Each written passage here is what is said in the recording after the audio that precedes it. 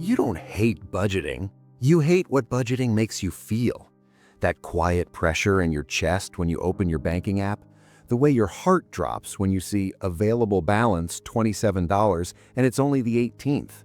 The mental math you do in the grocery aisle, pretending you're just comparing prices, but really you're thinking, if I get this, will my card decline? You're not lazy, you're not irresponsible, you are just exhausted from trying to manage money in a world where everything feels more expensive than it was last year. Here's the wild part. Most people are in the same boat. A huge share of Americans today say they're living paycheck to paycheck, even people who technically make good money. So if you've ever thought, I'm an adult, why can't I figure this out? You're not alone. You're just human in a broken system. And that's where the big lie shows up. You've probably been told the answer is budget harder. Track every coffee, every snack, every $7 impulse buy on Amazon. Color-coded spreadsheets, 5 budgeting apps, 3 YouTube channels telling you to cut lattes and cancel Netflix. But here's the truth wealthy people understand. Wealthy people don't win with stricter budgets. They win with better systems. A budget is a perfect world plan that depends on your willpower. A system is a structure that quietly runs your life, even on your worst day. Wealthy people do not wake up every morning and say, okay, time to resist temptation 42 times today. They set things up once so the right moves happen automatically, even when they're tired, stressed, or busy. Your struggle with money is not about discipline, it's about design. You are not broken. Your system is. Think about your typical month. Your paycheck hits your account. You feel that little dopamine hit. Nice, I'm good now. Then rent comes out. Subscriptions renew.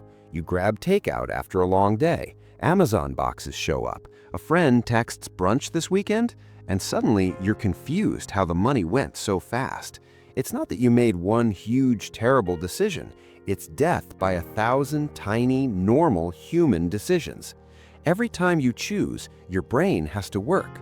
That's called decision fatigue. And when you're tired, stressed, or scrolling at midnight, your brain will always default to comfort, not the smart financial move. Wealthy people don't try to outfight decision fatigue. They remove the decisions. Let's talk about how. Rule number 1, stop treating your checking account like a giant, messy bucket. Most people have one account where everything happens. Money comes in, bills, groceries, random spending, nights out, subscriptions, all of it comes out of the same pot. No wonder it feels chaotic. You're trying to do algebra in a hurricane. Rich people think in terms of dedicated flows, not one big pile. So here's your first 1% system. Set up at least 2 checking accounts. Account 1 is bills and essentials. Account 2 is life and fun. When your paycheck hits, you don't decide what to do each time. You set up an automatic split. For example, 80% of your paycheck goes straight into bills and essentials. 20% goes into life and fun. The bills account covers rent, utilities, minimum loan payments, basic groceries, your phone, Wi-Fi, and any must-pay subscription. You set most of these on auto-pay, so they pull from that account without you touching anything. The Life and Fun account, that's where you swipe for coffee, DoorDash, brunch, Target, movies, and random Amazon treats. If there's money in there, you can spend it, guilt-free. If it's almost empty, that's your signal to slow down without wrecking your rent. That one move does something huge. It separates survival from fun. You're no longer asking, if I go out tonight, will I screw up my rent? The system already protected your rent before you even started your weekend. That's how wealthy people think. They protect the foundation first, then enjoy what's left. Rule number 2, automate the boring wins. We like dramatic change. I'm going to save $1,000 this month. I'm never eating out again. I'll pay off this card in 3 months if I just grind. Sounds powerful, lasts about 8 days. Wealth isn't built on big, dramatic moves. It's built on quiet, boring, automatic habits that you barely notice. So instead of saying, I'll save whatever's left at the end of the month, flip it. Decide a tiny number you can send to future you each paycheck. Not a fantasy number, a seriously, I can do this even on a bad week number. Maybe that's $20. maybe $50. If you're doing okay, maybe $100. Then set up an automatic transfer the day after your paycheck hits. Money leaves your spending world and goes into a separate future you or freedom fund savings account. You don't wait to see what's left over. You decide ahead of time that future you is non-negotiable. People who automate savings, even at small percentages, end up with significantly higher savings rates over time than people who plan to save later but never set it up. Not because they're smarter, because they took the decision out of their own hands. Rule number 3. Treat money like data, not like a personality test. Most people attach morality to money. I overspent. I'm so bad with money. I have credit card debt. I'm irresponsible. I bought takeout 2 nights in a row. I'm such a mess. Wealthy people don't talk to themselves like that. They look at money like numbers on a dashboard. Is the system working? Yes? Cool. Keep going. No? Adjust the system. Shame doesn't improve behavior. Shame just makes you avoid looking. Imagine your friend trying to get in shape. You wouldn't say you are a failure because you ate pizza. You'd say, okay, pizza happened. How can we design your environment so that next time it's easier to choose something else? Money is the same. Your spending is feedback, not a final judgment on your character. So instead of saying, I suck at money, practice this line: my system needs a tweak. Look at your last month as an experiment. Where did things feel tight? Where did you feel out of control? Can you add one small rule or automation to help?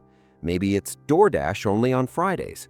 Maybe it's move $30 into savings the second I get paid. Maybe it's no Amazon after 10 p.m. because you know that's when you zombie scroll and buy random stuff. You're not fixing you, you're adjusting the structure around you. Rule number 4. Design your environment so the default is the smart choice. This is a secret wealthy people and behavioral scientists both understand. Your environment makes most of your decisions for you. If it's easy to do, you'll do it. If it's annoying to do, you probably won't. So let's use that. A few examples. If you want to save more, set up your savings at a different bank than your checking, so it's slightly annoying to move money back instantly. That tiny bit of friction helps you pause before rating your savings. If you keep overspending on impulse, turn off one-click purchases on your favorite shopping sites. Make yourself type in your card info every time. That 30 seconds of friction gives your brain time to wake up and ask, do I actually want this? If you're always surprised by big expenses, create a true costs category inside your savings. Things like car maintenance, annual subscriptions, gifts, travel, or tax season. Divide the yearly cost by 12 and automate that monthly amount into a separate savings bucket. When the bill hits, it doesn't feel like an emergency because your system already prepared for it. You're not trying to become a perfect financial robot. You're designing your environment so the easiest option is also the smartest option most of the time. Okay, let's bring this to life with a story. Meet Jordan. Jordan is 26, living in a small apartment with a roommate, working a normal full-time job. He makes enough to get by, but every month feels the same. Paycheck hits, life happens, card balance creeps up, stress starts. He tried everything: budgeting apps, cash envelopes, no-spend January, spreadsheets. Each one worked for like a week. Then the stress of work, the long commute, and just being tired took over, and he'd slip back into old habits. One Sunday, he sat on his couch, laptop open, bank tabs everywhere, and just thought, I can't live like this forever. I'm not stupid. There has to be a better way. So he tried something different. No more strict budgets, no more obsessing over every transaction. Instead, he built a system. Step 1. He opened a second checking account and named them clearly in his banking app: bills and needs, life and fun. Step 2, he set his direct deposit so that 75% of his paycheck went straight into bills and needs, and 25% went into life and fun. He listed out all his must-pay monthly bills, added a little buffer, and automated as many as he could. Step 3, he opened a high-yield savings account at a separate bank, and called it Freedom Fund. He set a $40 automatic transfer every Friday, the same day he got paid. At first, $40 didn't feel like much, but that was the point. It was small enough to be stress-free. He didn't need motivation. The system just ran. 3 months later, he checked his Freedom Fund for the first time in a while. There was over $500 sitting there, money he would absolutely have accidentally spent before. 6 months in, he had nearly $1,200. One surprise car repair? Annoying, but not catastrophic. He paid it from the Freedom Fund, then kept the system going. Did he still order Uber Eats? Yes. Did he still go out with friends? Yes. But now, if his life and fun account was low, he knew the fun budget is tight, not his whole life. Jordan didn't become good with money overnight. He didn't become a financial genius. He just stopped relying on fragile willpower and built a system that carried him even when he was tired, busy, or stressed. That's the 1% focus. Not, I will change everything tomorrow, but I will change the way my money moves, one tiny system at a time. So here's your mini challenge. For the next 7 days, don't try to fix your whole financial life. Just pick one system to install. Here are a few ideas you can choose from. Option 1. Open a second checking account and start using it as your life and fun account. Even if you just move $50 in this month, start the habit of separating fun from bills. Option 2. Set up an automatic transfer, even $10, into a savings account named something that motivates you, like Freedom, Future Me, or Debt-Free Summer. Option 3. Turn off one-click purchases and remove your saved card from your biggest impulse shopping app. Make spending money take just a little more effort. Option 4. List 3 true costs for the year, like car stuff, gifts, or a future trip, and divide each by 12. Set up a tiny automatic monthly transfer into a true costs savings bucket. Pick one. Make it so small it feels almost silly. Then commit to it for 7 days. Because once the system is in place, you don't need to remember it. You just let it run. And just like that, you've stopped being someone who tries to budget and started becoming the kind of person who designs their money system on purpose. Not perfect, not rich overnight, just on purpose.